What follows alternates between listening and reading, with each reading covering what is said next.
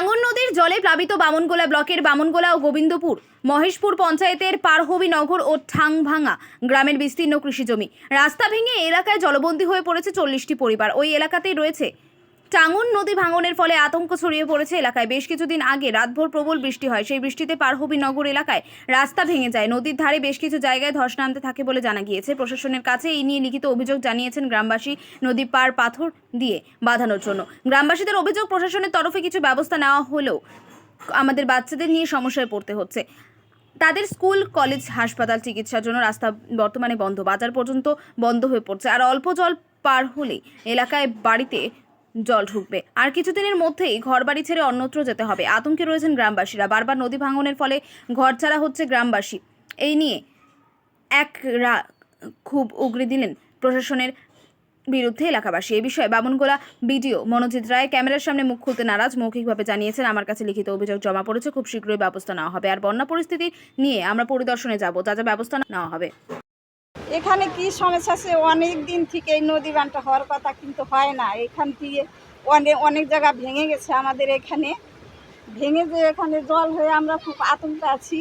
তাও প্রশাসন আমাদের কোনো দিন আমাদের হেল্প করেনি, কিন্তু দেখাশোনাই করলো না, এর করছে। এখন কি পরিস্থিতি রয়েছে? এখন তো আমরা এখনো ভয়ে এখানে আছি। এখন কি করব, আমরা তো ছোট ছোট নৌকা আছে, ওগুলো দিয়ে আমরা এই ডাঙ্গি থেকে একটু একটু জল আনছি, ওগুলোই খাচ্ছি। সরকার তো আমাদের কোনোই করে না, হেল্প করে না। মানে কি হয়েছে, রাস্তার কি অবস্থা? রাস্তা ভেঙে গেছে, জল বেশি হয়ে গেছে, আমাদের ধান টানগুলো সব তলিয়ে নিয়ে গেল। বাচ্চা কাচ্চা নিয়ে অসুবিধা। এখন স্কুলে যেতে পারছে না বাচ্চা কাচ্চা, প্রাইভেটের সব বন্ধ। কি চাইছেন এখন আমাদের খুব দরকার, আমাদের নদী বানটা হয়ে যাক বলটা দিয়ে। আপনার নাম? আমার নাম সরস্বতী বিশ্বাস। এই যে আমরা পারহবিনগরের গ্রামের বাসিন্দা, আমরা এই যে এখানে আমরা সবাই আছি। তো আমাদের এখানে বন্যার সময় আমাদের খুব অসুবিধা। এই যে জল দেখুন আপনারা, যে জলে ডুবে যাচ্ছে, আমাদের এখানে অনেক বাড়িঘর ভেঙেছে। তো এই জন্য আমাদের সরকারের কাছে অনুরোধ, আমাদের যাতে এই পারহবিনগরের নদীটা বোল্ডার দিয়ে বেঁধে দেয়, টাঙ্গন নদীটা। তো না হলে আমাদের এই যে জলের পরিস্থিতি বেড়ে যাচ্ছে, আমাদের আজকে রাতেও এরকম হতে হবে, বাড়িঘর ছেড়ে ডাঙ্গিতে যেতে হবে। এখন কি সমস্যা দাঁড়িয়ে রয়েছে? এখন সমস্যা এই যে আমরা সবাই ভয়ের আতঙ্কের মধ্যে আছি। এই যে বাচ্চা কাচ্চা অনেক আছে, ওরা স্কুল প্রাইভেট যেতে পারছে না, ওদের ক্ষতি হচ্ছে। প্লাস এই যে জলের জন্য এরাও ভয়ে বাড়ি থেকে বেরোতে পারছে না, অনেক বাচ্চার ক্ষতি হচ্ছে। যারা সাঁতার জানে না জলের দিকে নেমে যাচ্ছে, ডুবে বাচ্চারা মারাও যাচ্ছে। এই পরিস্থিতি আমাদের এখানে। তো সরকারের কাছে এটাই অনুরোধ, যাতে আমাদের এই টাঙ্গন নদীটা যদি বোল্ডার দিয়ে বেঁধে দেয়, আমাদের অনেক সুবিধা হবে গ্রামবাসীদের। যোগাযোগ ব্যবস্থা, এই যে যারা ডাঙ্গিতে আছে তারা আসছে, দেখাশোনা করছে, যা পারছে একটু আসছে, দেখে যাচ্ছে, কিন্তু ওইভাবে কোনো হেল্প পাচ্ছি না। প্রশাসনের লোক এসেছিল? প্রশাসনের লোক এখনো আসেনি। আমরা এই পরিস্থিতিতেই আছি জলের মধ্যে। খাবার জলের ব্যবস্থা কি রয়েছে এখানে? খাবার জল এখন ডাঙ্গি থেকে আনা হচ্ছে, তো ওইভাবে এখন জলের অবস্থা নিয়ে খাওয়া দাওয়ার এখানে জলের সমস্যা খুব। আর এই যে ধান টান সব আমাদের ডুবে গেছে, আমাদের খাওয়া দাওয়ারও ওরকমভাবে কোনো কিছু নেই। আপনার নাম? আমার নাম সীমা শিকদার। আমাদের সমস্যা এই যে নদী বান, আমাদের এখানে পাথর ফেলা দরকার। এই যে বাচ্চা কাচ্চা নিয়ে স্কুল কলেজে যাইতে পারছে না। আবার এই যে ডেলিভারি থাকলে তো আমাদের আরও অসুবিধা। ডেলিভারি তো আরও যাইতেই পারছে না, আমাদের খুব অসুবিধায়। বাড়িঘর ভেঙে যাচ্ছে, এই যে আমাদের বাড়িঘর ভেঙে যাওয়ার মধ্যেই আর কি আমরা খুব আতঙ্কের মধ্যে আছি। আর এখন এই যে বাচ্চা কাচ্চা স্কুল কলেজ কিচ্ছু কোথাও যেতে পারছে না, বাচ্চাগুলো নিয়েও আমাদের খুবই ভয়। নদীর পার ধসে যাচ্ছে আমাদের, কিন্তু পাথর বান্ধার অবশ্যই, কিন্তু এবার বন্যা গেলে আমাদের পাথর না বাংলা আমাদের এই গ্রামে থাকাই আমাদের খুবই কষ্ট।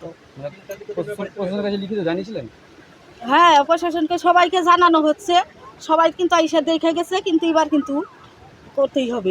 এই যে পাথর ফালাইতে হবে, কিন্তু বস্তা ফাললে হবে না। হ্যাঁ, এই যে অনেক ভেঙে গেছে। এই যে দেখো কিরকম, আমরা তো হাটে বাজারেও যাইতে পারছে না, আমাদের বাচ্চা কাচ্চা স্কুলে কোথাও যেতে পারছে না।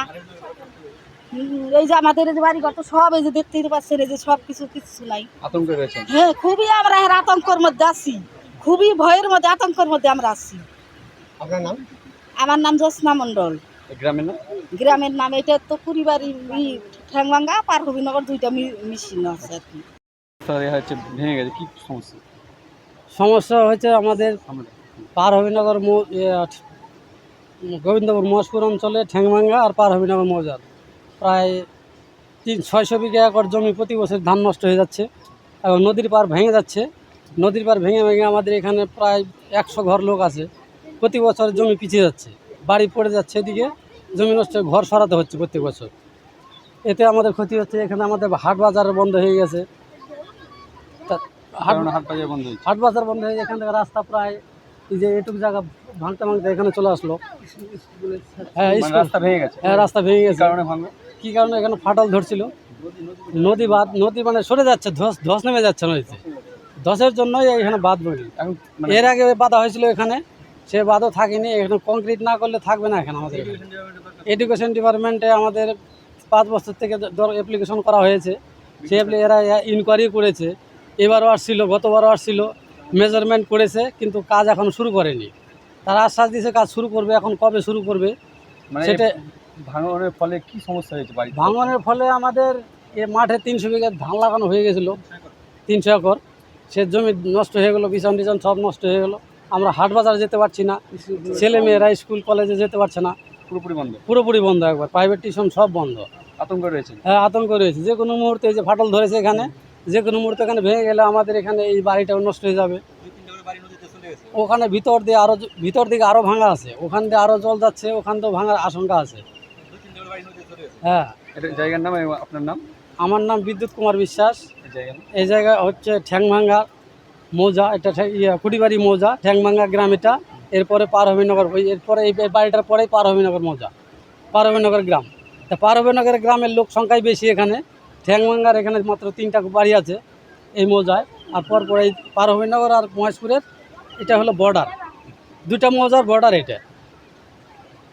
কত লোকের বসবাস এখানে? মোটামুটি 400-500 ঘর আছে এখানে, 400-500 ঘর লোক আছে এখানে। এই যে বিচ্ছিন্ন। হ্যাঁ, পুরোপুরি বিচ্ছিন্ন। আমাদের এখানে নৌকার সংখ্যাও নাই এখন বর্তমানে, খুবই সমস্যা। প্রাইভেট টিম সব বন্ধ। প্রশাসনের লোক এসেছিল? প্রশাসনের লোক বলতে মালদা এডুকেশন থেকে লোক আসছিল, বিডিওর লোক আসেনি সেরকম। বিডিওকে কালকে দরখাস্ত করা হয়েছে গতকাল। আপনার নাম? আমার নাম বিদ্যুৎ কুমার বিশ্বাস।